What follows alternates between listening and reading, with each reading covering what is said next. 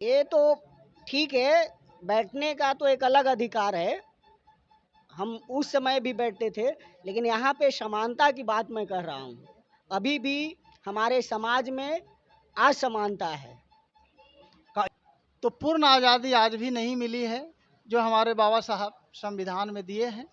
उसके अगर पूरा संविधान आज भी लागू हो जाए, जितना संविधान में लिखा हुआ अगर लागू हो जाए, तो पूर्ण रूप से मेरा देश आज़ाद हो जाएगा।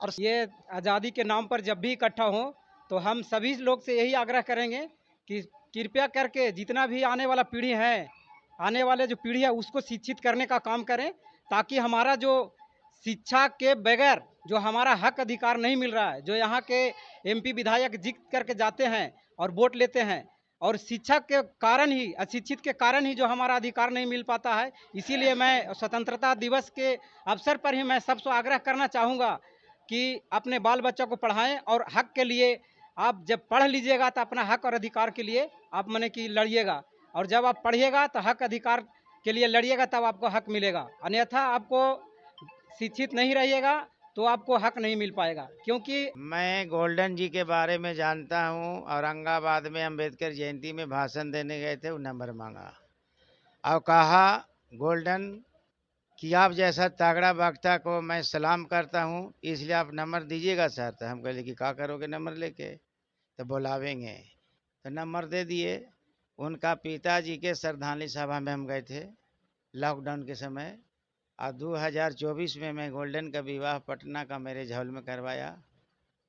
उस दिन शुभ आंदोलन में चल रहा था अनवरत, और जिनका FIR नहीं लेता था गरीब गुरुआ से, और जो अमीर लोग रहते थे उनका पैसा दे के दबा दिया जाता था, उस चीज़ को आंदोलन करता था गोल्डन दास। और उम्मीद है कि जेल में से नामांकन करेगा, जैसा कि ये बाराचट्टी विधानसभा में लोग से मैं सुना कि जेले से नामांकन करेगा और जेले से चुनाव लड़ेगा। पार्टी क्या होगा यह अभी हमको पता नहीं है।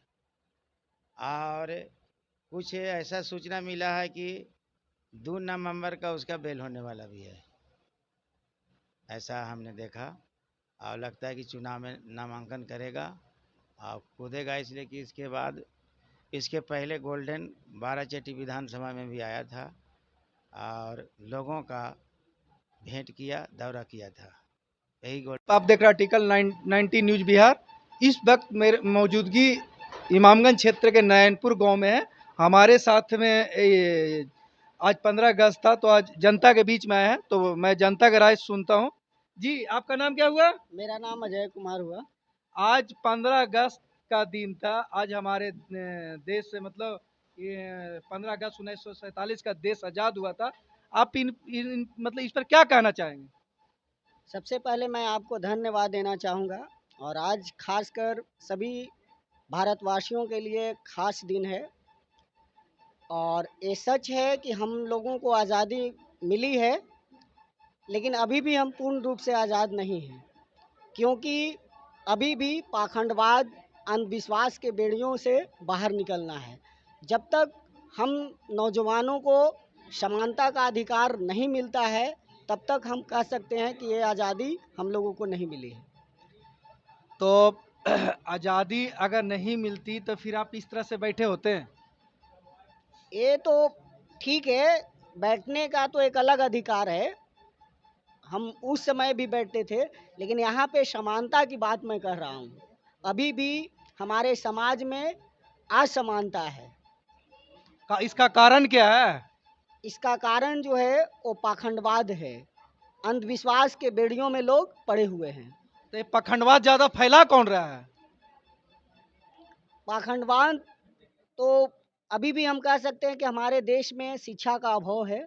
लोग शिक्षित नहीं हैं, इसी के वजह से लोग पाखंडवाद को बढ़ावा दे रहे हैं। आप एक टीचर हैं, लोगों को जागरूक करना आपका कर्तव्य है। तो आप बच्चे को जब पढ़ाते हैं तो जागरूक करते हैं, तो ये बात आप समझाते हैं कि नहीं समझाते हैं? बिल्कुल समझाते हैं। तो कितने मतलब उनके गार्जियन तक ये बात जाता है? जो बच्चे आ रहे हैं, कुछ हद तक वे लोग जागरूक हो रहे हैं।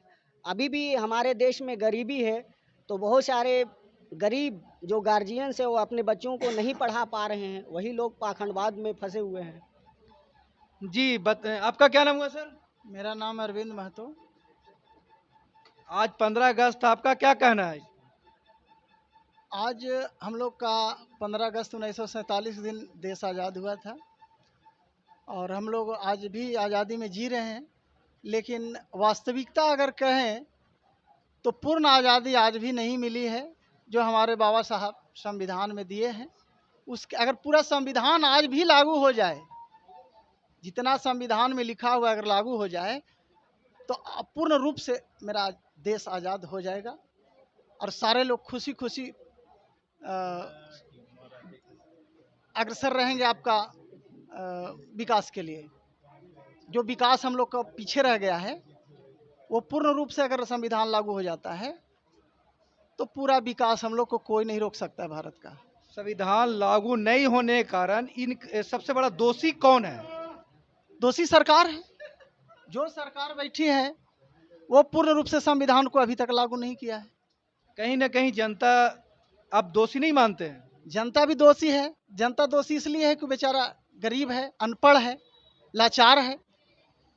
वो वोट देता है, वो लालच में आ जाता है, कोई दारू पर, कोई मुर्गा पे, है ना। उसको जानकारी ना रहने के चलते बेचारा किसी को वोट दे देता है, जाति पे, धर्म पे। और वो आगे समय में जा कर के वो जो ऐसे लोग बैठे हैं जो पूर्ण रूप से आज तक संविधान को लागू नहीं किए हैं, इसीलिए मेरा देश आज भी पीछे है। तो फिर इसके बारे में लोगों को जागरूक किए आप? हम लोग कोशिश करते हैं, जहाँ तक हम जिस भी प्रोग्राम में रहते हैं या जहाँ भी रहते हैं, लोगों को कोशिश करते हैं जागरूक करने का। जितना हमसे संभव होता है जागरूक करने का काम करते हैं। चलिए हम आते हैं दूसरे लोगों के पास।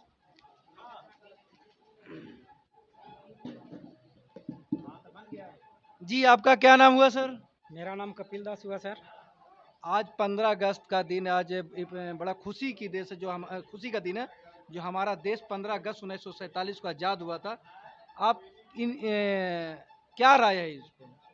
सबसे पहले तो आर्टिकल 90 न्यूज़ को धन्यवाद देना चाहता हूं और आज 15 अगस्त स्वतंत्रता दिवस के अवसर पर पूरा देशवासियों को मैं धन्यवाद देना चाहता हूं और अभिनंदन करता हूं कि कुछ भी हो, ये आज़ादी के नाम पर जब भी इकट्ठा हो तो हम सभी लोग से यही आग्रह करेंगे कि कृपया करके जितना भी आने वाला पीढ़ी है, आने वाले जो पीढ़ी है उसको शिक्षित करने का काम करें, ताकि हमारा जो शिक्षा के बगैर जो हमारा हक अधिकार नहीं मिल रहा है, जो यहाँ के एमपी विधायक जीत करके जाते हैं और वोट लेते हैं और शिक्षा के कारण ही, अशिक्षित के कारण ही जो हमारा अधिकार नहीं मिल पाता है। इसीलिए मैं स्वतंत्रता दिवस के अवसर पर ही मैं सबसे आग्रह करना चाहूँगा कि अपने बाल बच्चों को पढ़ाएं और हक के लिए आप जब पढ़ लीजिएगा तो अपना हक और अधिकार के लिए आप माने कि लड़िएगा, और जब आप पढ़िएगा तो हक अधिकार के लिए लड़िएगा, तब आपको हक मिलेगा। अन्यथा आपको शिक्षित नहीं रहिएगा तो आपको हक नहीं मिल पाएगा, क्योंकि आज जो देश में चल रहा है वो हमें यही लग रहा है कि शिक्षा के अभाव के कारण ही हमारा देश दिन प्रतिदिन गुलाम होते जा रहा है। क्योंकि आज देखा जा रहा है कि यहाँ पे जितना भी हमारे एमपी विधायक जो भी बन रहे हैं, जनता के बीच में तो बात बहुत कुछ बोलते हैं इलेक्शन के टाइम, लेकिन जब वक्त आता है विकास करने की बात तो यहाँ पे कोई सुनने के लिए नहीं तैयार है, क्योंकि हमारे पास शिक्षा का अभाव है। हम लोग जो है से अशिक्षित हैं। अब आने वाला पीढ़ी यदि वास्तविक रूप से मैं ये आपको बताना चाह रहा हूँ कि यदि आने वाला पीढ़ी यदि अनपढ़ हुआ तो निश्चित ही देश गुलाम होगा और हम लोग फिर पिछले बार जब भारत का संविधान नहीं लागू था उससे पहले जो था वो चीज़ आने वाला है। मैं सबसे यही आग्रह करूंगा आपको चैनल के माध्यम से कि अपने बाल बच्चों को पढ़ाने का काम करें और शिक्षित उम्मीदवार और शिक्षित नेता को चुन करके भेजो जो हमारा हक अधिकार को देने का काम करें। अच्छा एक बात बताइए, आप गोल्डन दास जी को जानते हैं आप? गोल्डन दास के तो हम मोबाइल पर देखे हैं, न्यूज के माध्यम से देखे हैं।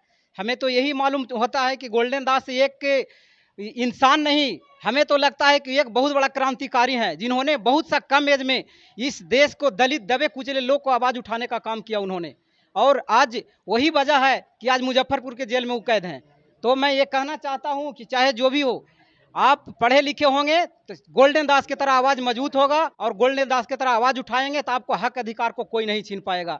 मैं आपको चैनल के माध्यम से ये भी बताना चाहता हूँ कि हर शिक्षित लोग कुछ भी पढ़े लिखे हो वो अपना हक के लिए लड़े, और हक के लिए लड़ने के लिए संविधान को ज्ञान रखना पड़ेगा, तभी आप अपना हक को ले सकते हैं।